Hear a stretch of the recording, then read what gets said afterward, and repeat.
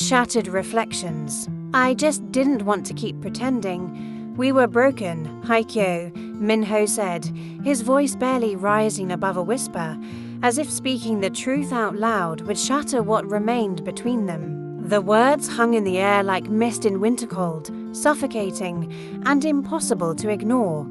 Song Haikyo stood across from him in the living room they once called home, her arms folded tightly against her chest, as if she were holding herself together.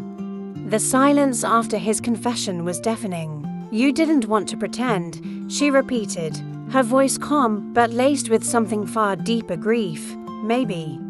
Or anger. "You call that honesty, walking away from us without even trying?" Minho looked down at his hands. They trembled slightly, betraying the strength he tried to muster. We were living in autopilot. Smiling in photos, laughing at dinners, sleeping on opposite sides of a bed that felt colder every night. We both knew something had changed. We were just as scared to admit it. Haikyo shook her head slowly. "You don't get to make this sound noble. You didn't confess. You escaped. You let silence do the damage while you slipped into a new life with Kim Go-yoon." His breath caught. "I'm not blaming her," she said quickly before he could speak. "This isn't about her. This is about you choosing to end our story without turning the last page. You closed the book while I was still writing in the margins, still hoping." Minho walked toward the window, the rain streaking down the glass, echoing the storm inside them. "Do you think I didn't hope to, that I didn't wish we could fix what we lost? Then why didn't you try?" she asked, her voice finally cracking. "Why didn't you fight for us?" He turned to face her, eyes red, because love stopped being something we shared.